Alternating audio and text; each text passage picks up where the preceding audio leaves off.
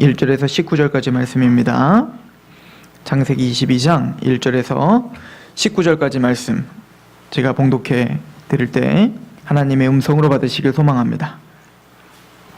창세기 22장 1절에서 19절. 그 일 후에 하나님이 아브라함을 시험하시려고 그를 부르시되 아브라함아 하시니 그가 이르되 내가 여기 있나이다.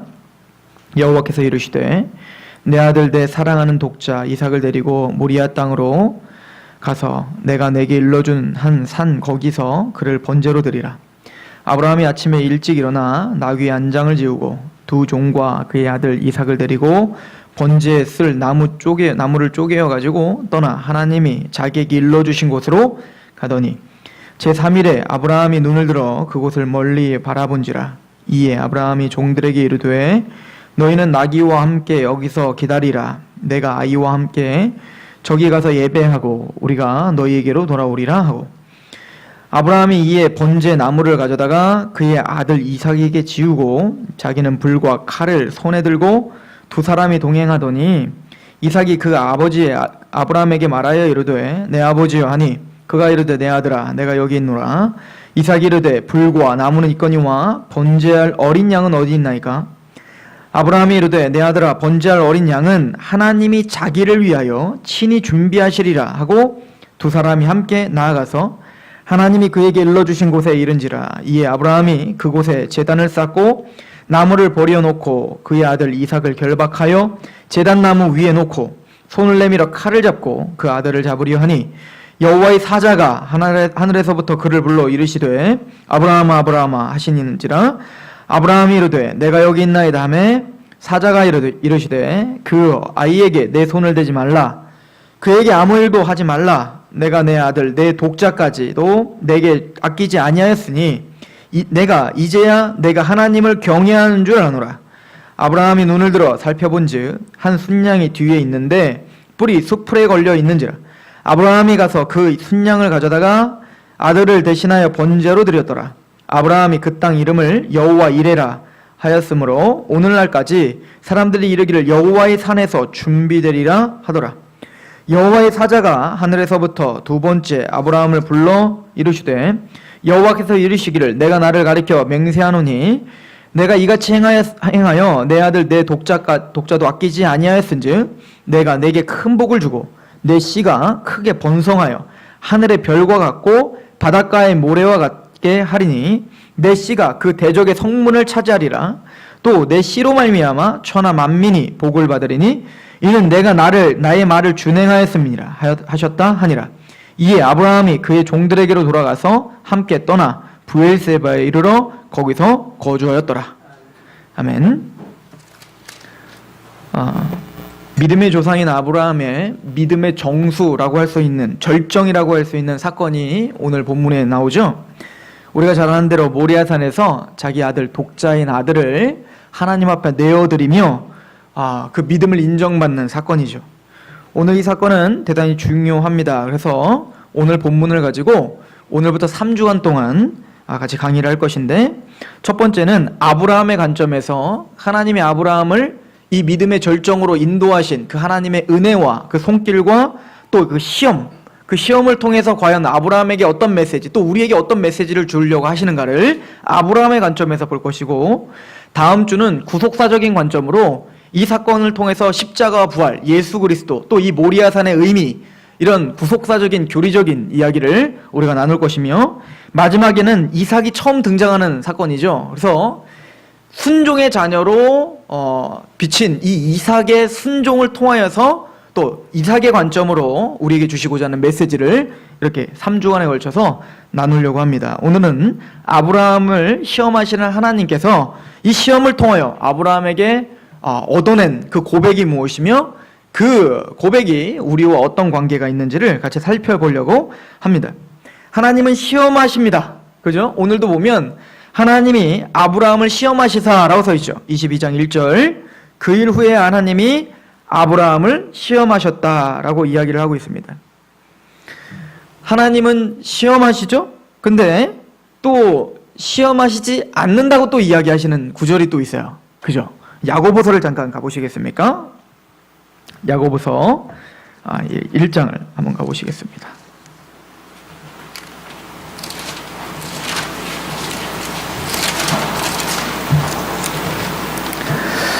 야고보서 1장 2절부터 보시면 그 야고보서는 시험에 대한 이야기를 합니다. 1장 2절에 내 형제들아 너희가 여러 가지 시험을 당하거든 온전히 기쁘게 여기라. 이는 너희의 믿음의 시련이 인내를 만들어내는 줄 너희가 알미라. 인내를 온전히 이루라. 이는 너희로 온전하고 구비하여 조금도 부족함이 없게 하려 함이라. 하나님은 우리를 시험하신다는 거예요. 그런데 야고보 사도는 이 시험을 주시는 목적은 무엇이냐면 너희를 온전하고 구비하여 조금도 부족함이 없는 완성의 자리로 인도하시기 위한 필수 요건이 뭐라는 거예요? 시험이라는 겁니다. 베드로 사도는 이를 뭐라고 이야기하냐면 불로 연단하여도 없어질 금보다도 더 귀한 것을 시험이라고 표현하고 있어요. 그래서 구원받은 하나님의 백성들 하나님의 나라를 소망하는, 이제는 거듭나 산소망이 있게 하신 하나님의 은혜로 이제는 천국을 바라보고 영원한 것을 바라보며 나그네처럼 살아가는 하나님의 백성들에게 하나님은 시험을 주신다는 거예요. 이 시험이라는 단어는 시련, 재앙, 훈련, 재난, 불행, 실험, 증명 이런 단어로 쓰여지는 단어거든요. 즉 하나님은 시련, 즉 어려움이죠. 쉽게 얘기해서 어려움이에요. 여러분들이 닥치는 고난, 환난, 어려움 이런 것들을 통하여서 하나님은 저와 여러분들을 시험하신다는 겁니다. 아브라함에게도 지금 굉장히 곤란한 상황에 처했죠. 누구를 달라는 거예요? 네가 가장 아끼고 사랑하는, 오늘 말씀에는 사랑하는 독자라고 말하잖아요. 그러니까 어찌 보면 아브라함에게 있어서는 가장 중요하고 가장 사랑스러우며 그 어떤 것으로도 포기할 수 없는 것이에요. 그죠? 여러분들이 자녀를 포기할 수 없는 것처럼. 그런데 하나님은 오늘 대단히 큰 시험 가운데 아브라함을 올려놓습니다. 그리고는 하나님은 그 독자 아들을 나에게 바치라 라고 이야기하죠. 시련입니다. 재앙이죠. 불행입니다. 그러나 하나님은 이 불행, 즉 이 실험을 통하여 하나님은 무언가를 증명해 내시고야 마는 거예요.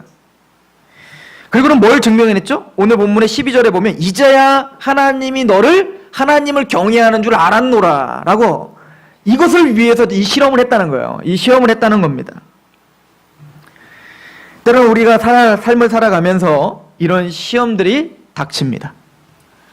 육체적으로 닥칠 수 있고 재정적으로 닥칠 수 있고 관계적으로 닥칠 수 있어요. 하나님은 이런 시험과 시련과 불행과 고난과 그런 모든 것들을 통하여 저와 여러분들을 달아보고 계십니다. 하나님 왜 그렇게 시험하시는 걸까요? 우리를. 여러분들 왜 초등학교를 다니고 고등학교를 다니고 공부를 했으면 그냥 말지 왜 꼭 시험이라는 잣대를 해서 애들을 죽게 하냔 말이에요. 정말 시험 없는 세상에서 살고 싶잖아요. 그죠? 저는 지금 이미 다 끝나고 목사가 되어 이제는 누구도 저를 시험하는 사람이 없어 너무나 행복한 지금 시절을 보내고 있는데, 그래서 대학원을 가기 싫은 이유도 시험 때문에 가기 싫은 거거든요. 너무 어려우니까. 그런데 왜 공부하는 학생들에게 시험이 복입니까? 알아요. 벼락치기를 하든 평소에 공부를 하든 사실은 아이들은 먼 꿈을 위해 장래를 위해 공부하는 아이들은 거의 없어요. 그죠? 특히 초등학교 때는 더하죠. 대부분 뭐 때문에 공부를 하냐면 시험 때문에 공부하는 거예요. 닥쳐온 시험 때문에 미친 듯이 머리 싸매고 그때부터 고민을 하기 시작하고 그때부터 열심을 내기 시작하는 거예요. 그러니까 시험은 이 아이가 먼 미래의 장래를 위한 과정 중에 대단히 중요한 과정이에요. 시험에서 단순히 100점 맞았다고 해서 장래가 약속이 되고 장래가 앞으로 잘 될 거야가 아니에요. 그러나 그 시험을 하나 시험, 중간고사, 기말고사 1년 지나서 또 중간고사, 기말고사 1년 지나고 얼마고사 이런 것도 보나? 아무튼 그런 것들을 지나 1년이 지나고 6년이 지나고 초등학교 졸업하고 중학교 졸업하고 고등학교 졸업하고 대학교 갔다 수능 보고 대학교에서도 계속 시험 보고 대학 가서 시험 보고 직장 갔더니 직장에서 또 시험 보고 시험의 인생이죠. 그런데 그런 시험들을 통과하면서 궁극적인 목적은 뭡니까? 물론 우리 어머니들은 잘못된 목적 가운데 이 시험지를 들고 내 자랑을 위해서 사용한다면 잘못된 거지만 원래 시험의 목적은 뭐예요? 그래서 시험을 통과하게 하여 그때그때마다 시험을 통과하게 하여 마침내 그게 쌓이고 쌓여 실력이 되어 무엇으로? 장성한 자, 좀 이 세상에 촉망받고 이 세상에서 좀 영향력 있는 사람으로 키워내기 위해서 우리는 시험을 출제하고 보게 하는 거예요. 그렇다면 하나님이 우리에게 시험을 주시는 이유가 무엇입니까? 우리 학생들은 이해가 가지 않지만 우리 어머니들은 시험을 봤으면 좋겠어, 안 봤으면 좋겠어? 애들이 봤으면 좋겠잖아. 이 이기적인 마음이 어딨냐고. 하나님이 우리를 시험한다면 그거는 막 싫어 죽겠고 내 자녀들은 시험 봐도 되고, 그죠? 그런데 하나님의 입장에서 볼 때 우리를 성숙시키고 우리를 단련시키고 연단하여 하나님의 장성함을 온전하고 구비할 수 있도록 도와주는 하나님이 기가 막힌 시스템이 뭐라는 거예요? 시험이었다는 거예요. 여러분들이 고통을 당하기 전과 여러분들이 시험을 통과한 이후에 여러분들이 얼마나 더 견고해지셨습니까? 얼마나 더 하나님을 의지할 수밖에 없게 되셨습니까? 하나님은 그 일을 위해 시험을 주신다고 이야기를 합니다. 그래서 오늘 야고보서도 그렇게 얘기하는 거 아닙니까? 1장 2절 이거를 알기 때문에 1장 3절에 이는 너희의 믿음의 시련이 인내를 만들어내는 줄 너희가 알미라. 인내를 온전히 이루라. 이는 너희의 온전하고 구비하여 조금도 부족함이 없게 하려 함이라. 그러므로 2절 내 형제들아 너희가 여러 가지 시험을 당하거든 온전히 기쁘게 여기라. 이렇게 야고보 사도는 이 지혜를 아는 자답게 그 시험을 지혜롭게 이겨내라 라고 우리에게 충고를 해주고 계시는 겁니다. 또한 시험이 우리에게 닥치는 이유가 무엇입니까? 시험을 통하여 하나님의 뜻을 분별할 수 있게 됩니다. 히브리서에 바로 그 이야기를 우리에게 해주고 있죠. 히브리서에는 하나님의 백성들이 분별하는 능력 5장 14절에 단단한 음식은 장성한 자의 것이니 그들은 지각을 사용함으로 연단을 받아 선악을 분별하는 자라. 지각을 사용합니다. 즉 지혜를 알아 이 시험을 통하여 말씀을 통해 하나님의 뜻을 알고 음성을 듣고 그래서 이 고통을 이겨내면서 연단을 받아요. 연단이라는 건 뭐죠? 불로 연단하는 것을 말하는 거죠. 예를 들어서 도끼 하나를 만들더라도 그냥 쇳덩어리를 그냥 두드려 패면 되는 게 아니에요. 맨 처음 어때요? 불로 뜨거운 물에 던져서 그냥 부드럽게 만들어야 돼요. 그 쇳덩어리를 부드럽게 만들어야 돼요. 그것을 하기 위해서 뭐요? 불과 같은 고통을 통해서 어떻게 하는 거예요? 부드러워지게 만드는 거죠. 그죠? 자포자기. 나를 의지할 수 없음. 나는 정말 힘 없음을 깨닫게 하여 물렁물렁하게 만드는 거예요. 그리고는 어때요? 물렁물렁하게 하고 끝나는 게 아니라 갑자기 막 두들겨요. 막 힘들어 죽겠죠. 아파 죽겠는 거예요. 그런데 그렇게 하나님이 원하시는 모양대로 우리를 만들어 가시는 거예요. 그리고 그때서야 도끼가 그러는 거야. 이야, 이거 도끼 만들려고 그랬구나. 내가 저 나무를 찍어서 부서뜨리는 그런 능력을 발휘하기 위해 나의 이 나를 날카롭게 하기 위해 나를 그렇게 두드려 팼던 거구나 라고 깨닫는 거잖아요. 이것이 동일하게 하나님이 우리에게 시련을 주시는 목적이 됩니다. 그래서 히브리서 다시 한번 읽어드리면 단단한 음식은 장성한 자의 것이니 우리가 성숙되어 가는 거예요. 온전한 자로. 그들은 지각을 사용함으로 뭘 받아요? 연단을 받아. 연단은 바로 이거예요. 불에 던지고 물에 식혔다가 두드려 패고 또 물에 던졌다가 불에 던지고 빼서 또 참을만 하면 또 두드려 패고 그래갖고 마침내는 뭐예요? 하나님이 원하시는 그 도구로 만들어가는 거예요. 이제 너의 육체를 불의의 병기로 드리지 말고 의의 병기로 드리라. 그런데 우리는 매번 뭐의 병기로 드려요? 불의의 병기로 우리의 삶을 드린다고요. 세월을 아끼라. 세월을 아껴요? 아니죠. 세월을 누리기를 바쁘죠.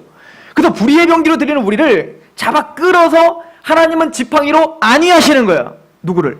하나님의 양들을. 선한 목자는 그게 선한 거예요. 우리가 갈질자로 가고 양이 뭐 딴 데로 가서 뭘 먹든 돌을 주워 먹든 아니면 어디 구렁텅이로 빨려 들어가든 선한 목자가 그래 옳게 그래 잘한다 이게 선한 목자입니까? 아니에요. 그 지팡이로 안위하시는 거예요. 안위라는 게 뭐죠? 막 지팡이로 쓰다듬어요 이렇게? 아니죠. 가면 뭐 어떻게 하는 거? 딱 때려가지고 다시 갈 길로 가게 하는 거. 이게 선한 목자라면서요. 마찬가지로 하나님은 우리를 성실하셔서 우리를 괴롭게 하시나니, 이게 시편 119편에 있는 말씀이죠. 하나님은 우리를 끊임없이 괴롭게 하셔서 우리를 마침내 하나님의 도구로 만드시고야 마는 거예요. 그래서 우리에게는 시험이 유용합니다. 그런데 오늘 야고보서를 보십시오. 이렇게 잘 나가다가 이게 이렇게 시험이 하나님이 주시는 겁니다 라고 말하다가 갑자기 돌변해서 하나님은 또 시험을 주시지 않는데요. 자, 야고보서 1장 우리 17절을 봅니다.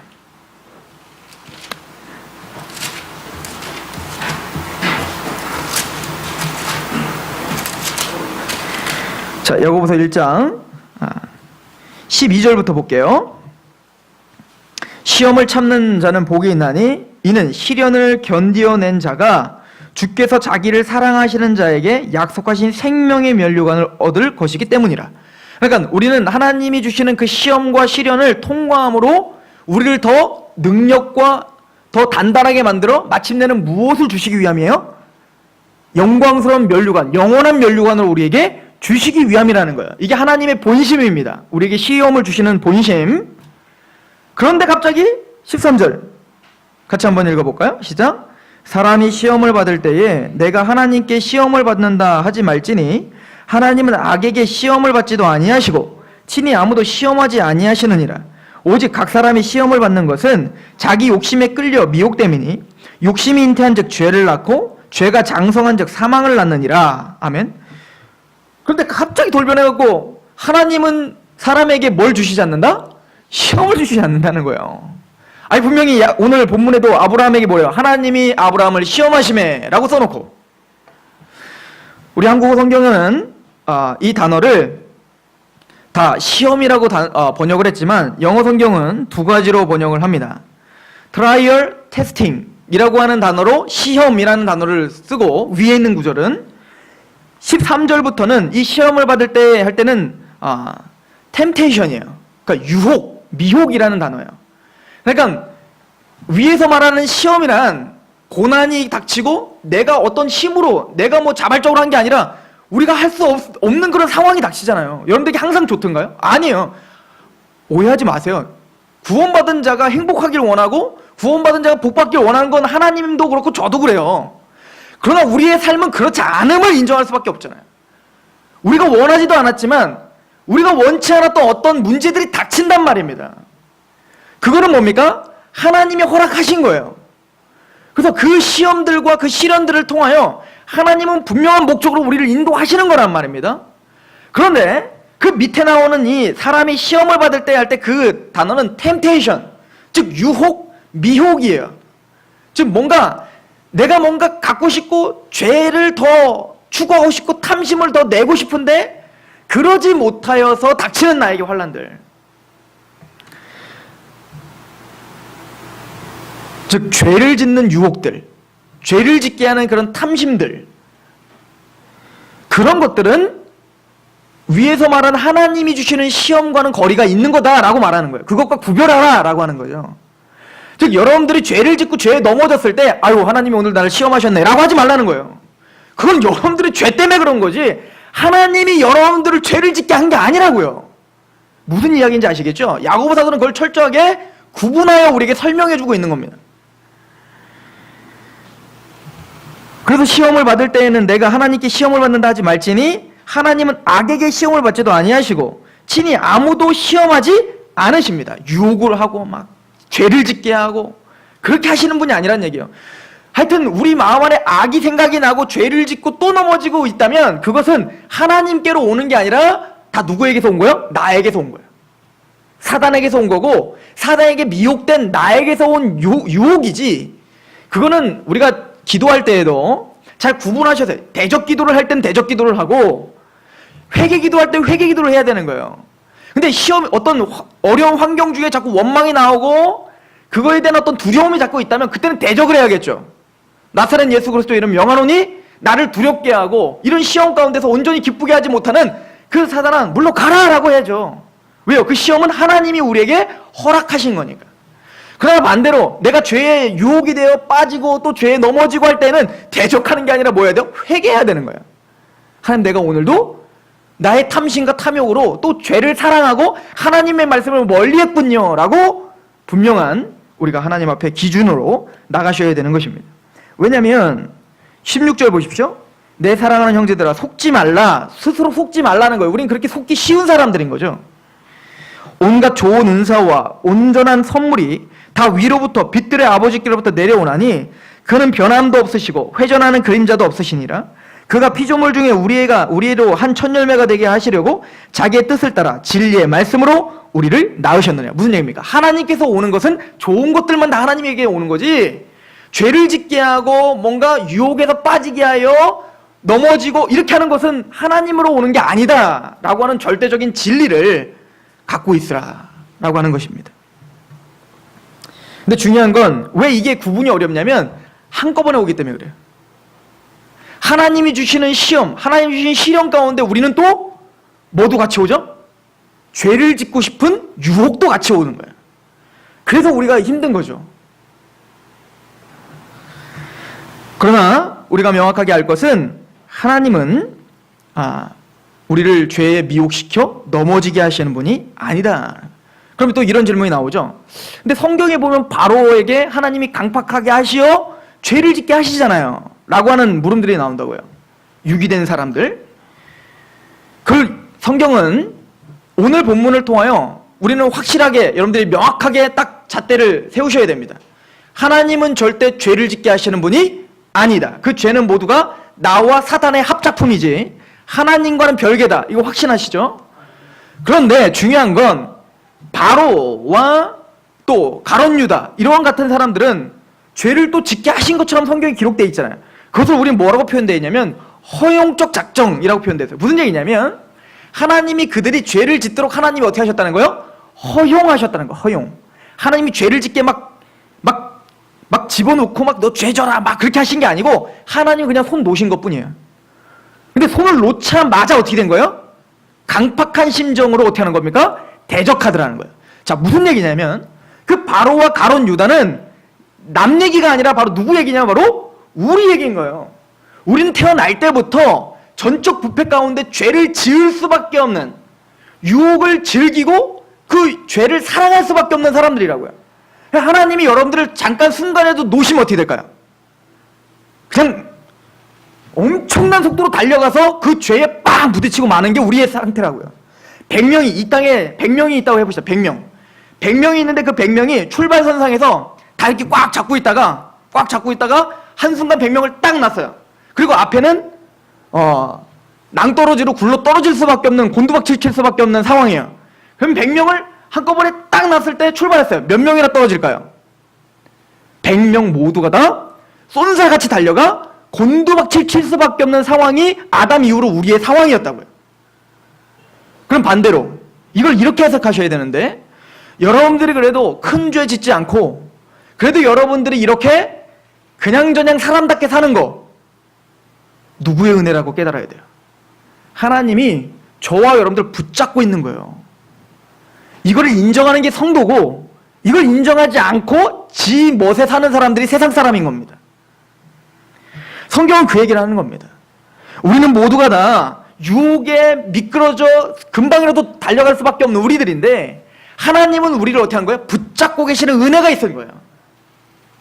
그래서 신앙이 성장을 할수록 우리는 이렇게 고백하게 돼요.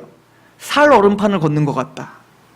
언제든지 죄에 미끄러질 수밖에 없는 상황을 걷는 것 같은 느낌이 우리에게 있으셔야 돼요. 그래서 주님을 의지하지 않고 말씀을 의지하지 않고 기도하지 않으면 언제라도 미끄러질 수밖에 없는 상황인 것처럼, 그렇게 하나님 앞에 조심스럽게 깨어 사는 거, 하나님이 이 땅에서 그런 시험을 허락하십니다. 오늘 아브라함 이야기로 돌아가 봅시다. 그래서 하나님은 이 시험을 통하여 아브라함의 무엇을 보여주려고 했을까요? 우리가 아는 대로 바로 믿음입니다. 믿음. 아브라함은 이 사건을 통하여서 자신의 장성한 분량으로 이룬 믿음을 증거해냅니다. 그죠? 이게 보통 믿음이 아니에요. 여러분들 이게 가능합니까? 그런데 아브라함은 바로 하나님을 믿음으로 독자인 아들을 내어주기까지 하는 그런 희생을 감수하고 그렇게 하나님의 말씀에 복종하더라는 거예요. 근데 이 일을 통해서 하나님이 정말 믿음의 장성한 분량이 무엇인지 보여주고 있죠. 뭐냐면 하나님은 하나님 자리에 놓고 나는 내 자리로 가는 거예요. 이게 믿음의 장성한 분량입니다. 지금 무슨 얘기입니까? 아담이가 선악과를 따먹었던 그 목적이 어디 있죠? 하나님이 명하신 그 명령 지혜롭지 못하다는 거예요. 보암직하고 먹음직하고 내가 하나님처럼 되려고 하는 이 욕망을 채워줄 수 없다는 거예요. 내 욕망이 채워지지 않으면 뭐가 없다는 겁니까? 나는 행복함이 없고 기쁨이 없다는 거죠. 그러므로 아담과 하와가 선악과를 따먹은 목적은 뭡니까? 하나님 말씀보다도 내 생각이 더 옳고 내 판단이 더 옳고 내 선택이 훨씬 옳고 진리예요. 왜냐면 그 선악과를 따먹으면 내 판단에는 먹음직하고 보암직하고 하나님처럼 지혜롭게 만들어줄 것처럼 보이거든요. 그래서 그걸 먹었다는 건 뭡니까? 이제는 하나님 판단대로 사는 게 아니라 내 판단, 즉 하나님을 하나님 자리에서 내려오게 하고 내가 하나님 자리로 간 거, 이게 뭡니까? 죄라는 거란 말이에요. 그런데 지금 아브라함도 그런 상황 가운데 살았잖아요. 지금까지 우리 아브라함을 공부한 이유가 여기 있어요. 아브라함 보고 갈대아 우르로 가라 라고 할 때 아브라함은 바로 갈대아 우르에서 죄송합니다, 가나안 땅으로 가라 할 때 갈대아 우르에서 쏜살같이 즉시 온전히 기쁘게 순종하여 가나안 땅까지 도착하던가요? 자기 판단에 아니라는 거죠. 아버지를 의지하는 게 맞겠다 싶어 하란까지 아버지 데라 왕가 가잖아요. 하나님은 아버지 데라를 데려가시고 그리고 가나안 땅으로 가라고 하고 내가 너에게 복 줄게 라고 약속을 했지만 아브라함은 하나님의 약속만 믿으면 자기가 살 수 있을 거라고 믿었나요? 아니더라는 거예요. 자기 판단에 지금 하나님은 안 보이고 지금 애굽의 주목은 보이는데, 그러니까 그 주목 앞에 내가 빨리 내 판단과 내 지혜로 어떻게 하길 원하는 거예요? 살아 팔아먹기를 원하는 거잖아요. 그게 내 만족을 채워준다고 생각하는 거예요. 이게 우리의 삶이에요. 그런데 이제야 자기가 판단하고 자기가 생각하는 걸 멈추게 된 겁니다. 그리고 하나님이 독자인 그 아들 내놔라 라고 할 때 모든 판단을 멈추고 어떻게 한 겁니까? 하나님의 명령에 순복하는 자리로 가더라는 거예요. 이것을 성경의 독자들에게 지금 보여주고 있는 겁니다. 아브라함을 왜 불렀나? 바로 이 자리까지 데려오기를 위함이라는 거예요. 하나님이 지금 상황 속에서는 지금 이게 합당치 않은 것 같고 이것이 나에게 기쁨이 될 것 같지 않은 상황인데 그 말씀에 아브라함이 순종했더니 말할 수 없는 기쁨이 다시 돌려지더라는 거죠. 그런데 그 자리까지 가는 거, 하나님을 하나님 자리에 놓고 자기는 무지장함을 인정하고 하나님의 판단에 전적으로 의지하는 자리로 가는 거, 이것이 뭡니까? 아브라함을 부르신 목적이에요. 이것은 이스라엘 백성들에게도 반복이 되는데, 그래서 하나님은 아브라함의 약속한 말씀을 이스라엘에게도 계속 반복적으로 설명하는데 뭐라고 합니까? 나는 너희의 하나님이 되고 너희는 나의 백성이 되리라. 이것이 성경 창세기부터 계시록까지 인도하는 맥이란 말입니다. 이걸 새 언약이라고 해요. 나중에 새 언약의 백성들이 완성될 거예요. 자, 그렇다면 우리를 이제 판단해 보는 겁니다. 하나님이 우리에게 시험을 주시는 목적이 뭔가? 우리 안에서 뭘 드러내고 싶으신 건가? 바로 이걸 만들어내려고 하는 겁니다. 하나님이 우리의 모든 가치 판단과 모든 감정과 모든 의지를 하나님을 원래 있던 하나님의 자리로 놓고 나는 그 하나님 밑으로 들어가 그 말씀에 100% 순종하는 자리, 이게 거룩이죠. 그리고 그 자리가 뭡니까? 안식이라는 거예요. 이게 평강이라는 거예요. 이거를 이 땅에서 배우게 하는 겁니다.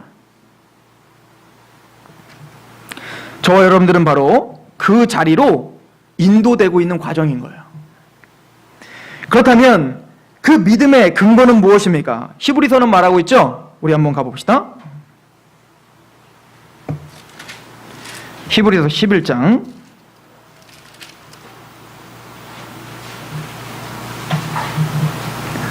17절부터 읽습니다. 아브라함은 시험을 받을 때에 믿음으로 이삭을 드렸으니 그는 약속을 받은 자로 돼 그 외아들을 드렸느니라. 그에게 이미 말씀하시기를 내 자손이라 칭할 자는 이삭으로 하셨으니 그가 하나님이 능히 이삭을 죽은 자 가운데서 다시 살리실 줄을 생각한지라. 비유컨대 그를 죽은 자 가운데서 도로 받은 것이니라. 아브라함이 그렇게 이삭을 드릴 수 있는 근거가 뭐였다고요? 우리가 이미 알죠? 약속을 믿는 믿음이었다. 근데 우리가 앞에 아브라함의 인생을 봤을 때 아브라함은 그 약속을 의지하고 그 약속에서 승리했던 사건이 많아요? 아니면 실패했던 사건이 많아요? 실패했던 사건이 많고 그 인생이 바로 아브라함의 조상인 우리의 인생이에요. 그런데 시간이 가면 갈수록 아브라함은 점점 누구에게 순복하는 사람이 되어가고 있습니까? 하나님의 약속의 말씀에 순복하며 가는 사람이 되어가고 있어요. 누가 그렇게 만들었습니까? 하나님이 그렇게 만들었다는 거잖아요. 하나님이 약속하시고 그 약속을 지키지 않을 때 하나님은 끝까지 아브라함을 설득하고 아브라함을 붙잡았고 아브라함의 대적 가운데 같이 싸워주심으로 하나님이 약속하시고 그 약속을 반드시 이렇게 성취하는구나를 깨닫게 했잖아요. 그 아주 절정의 사건이 뭐였어요? 아브라함에게 이삭을 줄게 라고 했지만 비웃었던 아브라함, 사라도 비웃고 아브라함도 비웃고 다 같이 비웃었죠. 그런데 하나님은 그들의 불신앙과 관계없이 하나님의 약속을 반드시 어떻게 하시더라? 이루시더라는 거예요. 이게 아브라함에게 믿음이라는 것을 더 확고하게 주는 메시지였던 거죠. 아브라함이 이삭을 바치는 자리까지 왔던 이유, 하나님이 이삭을 통하여 모든 민족이 복을 얻겠다. 이삭은 살아야 됩니다. 그런데 지금 현실은 어때요? 이제는 그 약속이 깨어질 판이에요. 이삭 죽이라는데. 그런데 아브라함은 마음껏 이삭을 바쳤어요. 왜? 하나님의 약속은 지금까지 돌아보니 하나님의 약속은 하나도 땅에 떨어진 것이 없이 안 이루어진 게 없구나를 아는 거예요. 그래서 구원받은 저와 여러분들이 왜 하나님의 말씀을 연구하고 이 말씀을 통하여 여러분들의 삶 속에서 자꾸 지각을 사용하여 연단을 받아 하나님의 말씀을 여러분들의 삶에 계속 적용하며 나가야 될까요? 이거를 깨닫게 되기 위함이에요. 하나님이 약속하셨는데 나는 이렇게 하나님이 A라고 사는데 나는 B가 살고 싶거든요. 그럴 때 내가 B를 살았더니 하나님은 나를 첫 복종시키고 다시 A로 오게 하시더라는 거예요. 그리고 마침내는 A는 안 이루어질 것 같았는데 내가 그렇게 순복하고 보니 하나님의 방법으로 A를 이루어 가시더라는 거예요. 그런 그 방법들과 그 상황들이 모아짐으로 뭐가 생기죠? 신뢰라는 게 생겨요. 누구에 대한? 하나님에 대한 신뢰가 생기더라는 거예요. 그리고 그 시험들을 통과하면서 마침내는 그렇구나. 하나님의 말씀은 지금은 불합리해 보이지나 그렇게 순복할 때 이것이 지혜고 이것이 승리고 이것이 진리구나를 배우는 거죠. 아브라함은 그 자리까지 간 거예요.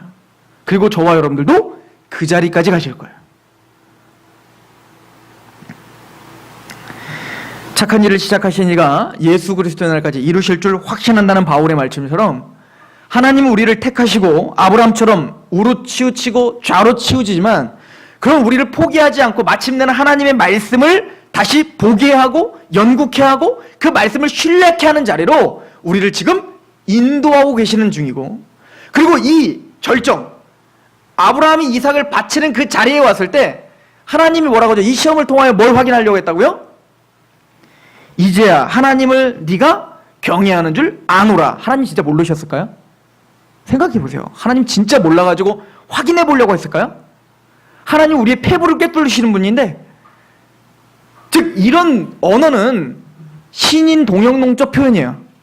즉 전지하신 하나님이 우리 인간을 설득하시기 위하여 인간적인 언어로 사용하시는 거라고. 예를 들어서 여러분들도 그 나단이한테 오면은 그러잖아요. 우리 효재 집사님 아들한테 오면은 아니 멀쩡하신 언어들을 다 냅두고 그래 쪼쪼쪼 막 이러죠. 왜 그런 표현을 하시는 거예요 도대체?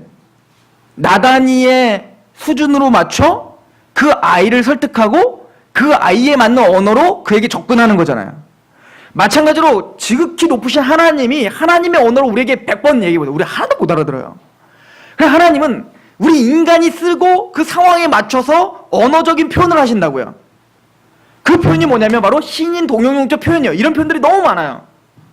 전지하시는데 전지 안 하시는 것처럼 보이고, 하나님은 약속하시고 반드시 가나안 땅까지 갈 건데 그 안 가겠다고 버티는 애들한테 니들 다 죽일 거예요 여기서 막 그러고.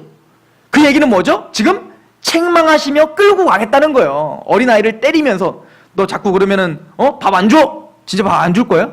줄 거잖아요. 근데 그 아이를 설득하기 위한 하나의 언어적 표현이잖아요. 마찬가지로 지금 뭡니까? 아브라함이 사실은 이삭을 바치는 자리, 그 시험을 통과한 이후에 아브라함 보고 스스로 보게 하는 겁니다. 네가 어느 자리까지 왔나 보라는 거죠. 그럼 인생의 그 녹록지 못한 삶을 통과한 아브라함이 드디어 이삭을 바치면서 자기 스스로도 깨닫는 겁니다. 아, 내가 하나님의 말씀을 이렇게 의지하는 자리에 왔구나. 하나님은 바로 그렇게 아브라함을 인도하신 거고, 그렇게 하나님은 아브라함을 그렇게 마침내는 연단하여 그렇게 하나님의 장성한 분량으로 자라게 하시더라는 겁니다. 여러분들, 믿음과 행함 절대 따로 가는 게 아니에요. 믿음으로 구원받는 거 맞습니다. 그러나 믿음이라는 것은 감정적인 게 아니에요. 조금 뭔가 복음을 듣고 말씀을 들었을 때 눈물이 나고 감동이 되고 뭔가 막 내가 막 하고 싶은 막 열정이 생기고, 우린 그걸 믿음이라고 말하지 않아요. 믿음은 반드시 무엇을 통해서 열매를 맺냐면 행함이라는 것으로 열매를 맺게 되어 있어요. 주님께서 열매 없는 나무는 찍어버리라 라고 하신 말씀을 여러분들 어떻게 이해하고 계십니까? 그냥 그런 말씀들은 그냥 다 지워버리세요? 그냥 성경에 다 찢어버리세요? 이렇게? 이거는 율법주의야? 야고보 사도가 행함이 없는 믿음은 죽은 믿음이라고 할 때 여러분들은 그 부분을 어떻게 이해하십니까? 이거는 저기 율법주의자들이나 보는 거니까 다 찢어버리세요 이렇게 막? 그게 하나님의 말씀이라면 진지한 고찰이 있어야겠죠. 오늘 이 아브라함이 이삭을 바치는 자리까지 왔을 때 여호와께서는 드디어 네가 나를 경외하는 줄 알았다라고 말합니다. 이게 무슨 말일까요? 야고보 사도는 이것을 정확하게 우리에게 강해해주고 있어요. 우리 그 부분을 가보세요. 야고보서 2장입니다.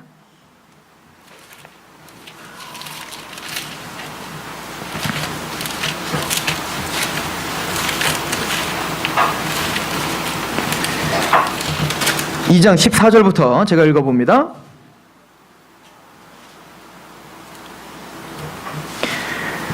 내 형제들아, 만일 사람이 믿음이 있노라 하고 행함이 없으면 무슨 유익이 있으리요? 그 믿음이 능히 자기를 구원하겠느냐? 하나님이 가르쳐준 믿음은 그런 거 아니라는 거예요. 너희들이 알고 있는 믿음과 성경이 말하고 있는 믿음이 무게감이 다르다는 거예요. 믿음은 단순히 지적 동의가 아니라는 겁니다. 단순한 깨달음이 아니에요. 그러니까 우리가 복음을 전할 때 조심해야 돼요. 예수님이 십자가에 죽으셨어요? 브리핑 쫙 해준 다음에 믿으십니까? 예, 그거 믿어지는데? 구원 받았어요. 그런 거 아니라는 겁니다. 이 복음이 실제적으로 역사해야 돼요. 어떻게? 15절. 만일 형제나 자매가 헐벗고 일용한 양식이 없는데 너희 중에 누구든지 그에게 이르되 평안히 가라, 덥게 하라, 배부르게 하라 하며 그의 몸에 쓸 것을 주지 않으면 무슨 유익이 있으리요? 이와 같이 행함이 없는 믿음은 그 자체가 죽음. 원래 성경에서 말하는 믿음 자체가 아니라는 거예요. 성경에서 말하는 믿음이란 나 그냥 믿는데요?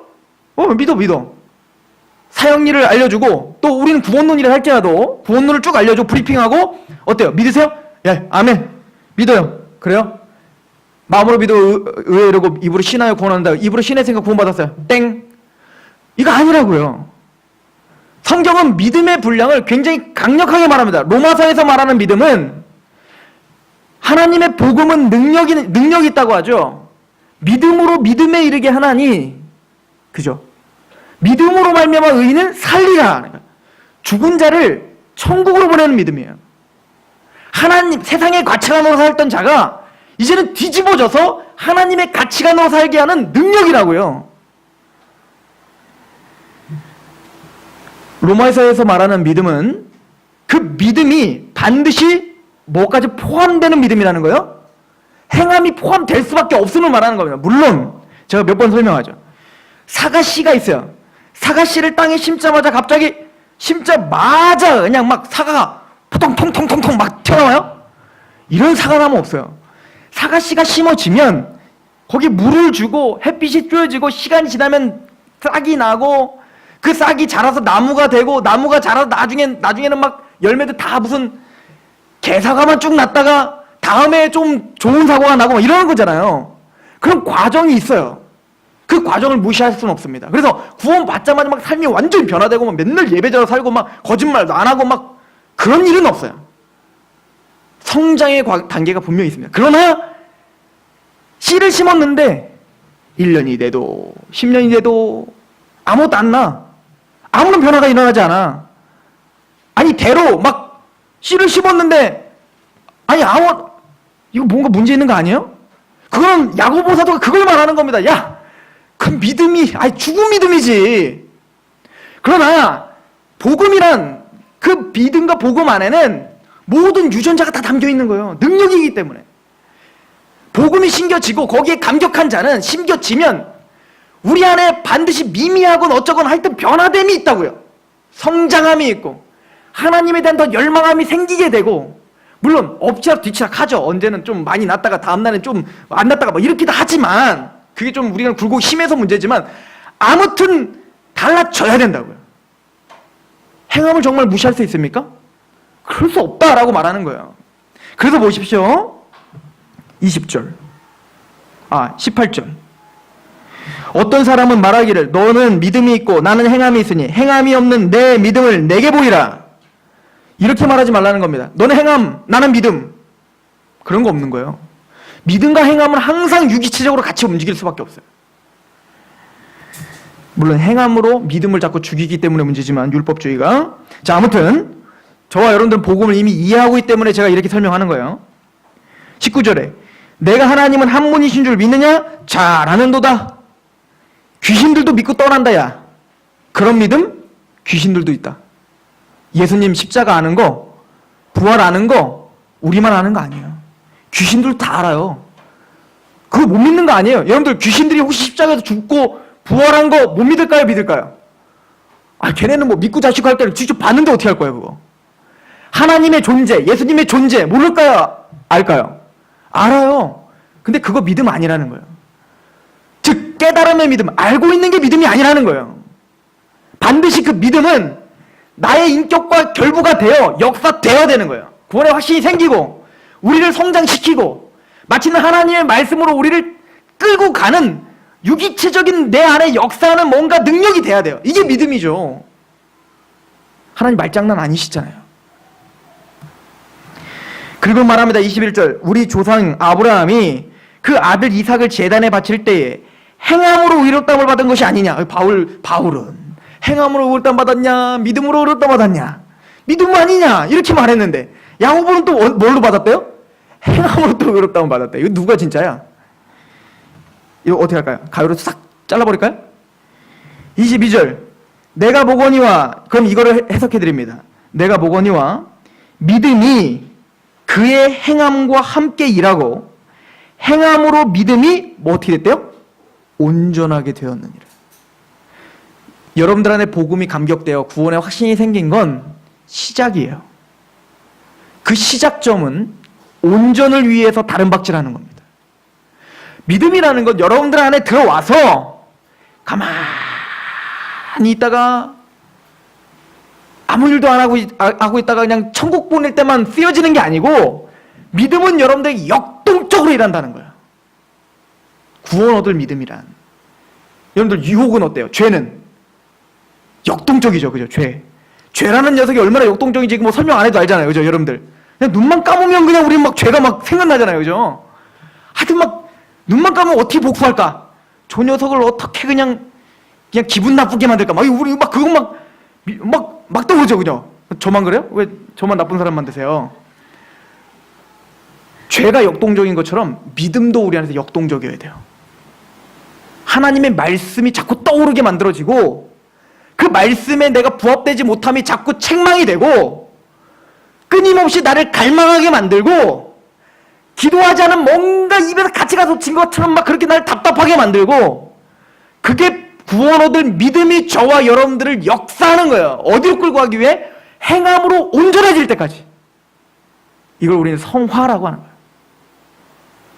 하나님은 아브라함을 통해서 그걸 증거하신 겁니다. 아브라함아, 내가 너를 불렀지. 그리고 이삭을 바치는 자리까지 왔지. 너의 믿음이 온전하여졌느니라.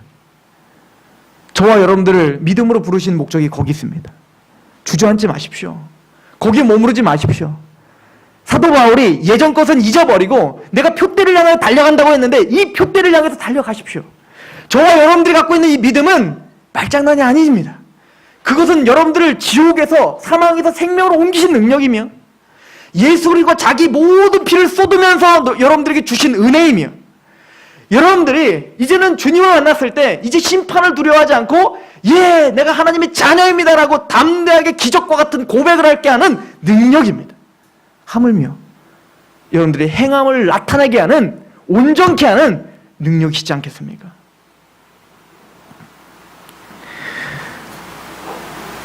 아브라함의 인생과 이 시험을 마침내는 통과하게 하여 그 믿음의 온전하신 뜻이 무엇인지 아브라함에게 알게 하신 것입니다. 시험과 같이 광야를 걸어가고 있는 우리의 삶 속에 여러 시험들이 있습니다. 그 시험에 믿음을 활용하십시오. 반드시 그 믿음은 여러분들을 보호하실 것입니다. 하나님이 주신 그 믿음, 하나님이 주관하신 그 믿음은 여러분들을 무릎을 피게 할 것이고 그리고 하나님의 말씀에 갈급함을 주실 것이며 그 말씀 앞에 여러분들 끌고 오는 하나님의 능력이 될 것입니다. 그 믿음은 여러분 것이 아니라 하나님이 주관하시기 때문에 그렇습니다. 그 믿음으로 승리하십시오. 기도하겠습니다.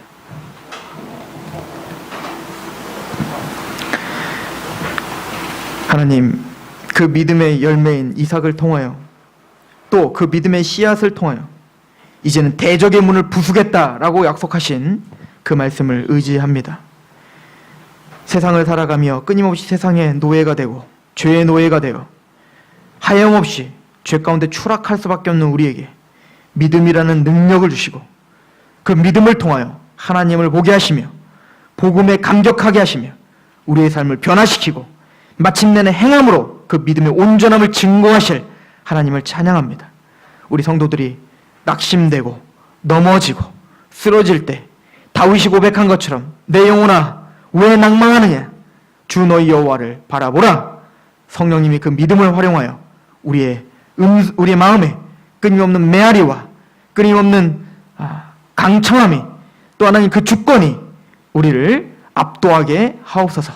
그 믿음으로 일주일도 주님 안에 승리하게 하옵소서. 예수 그리스도의 이름으로 감사하며 기도합니다. 아멘. 찬양합시다.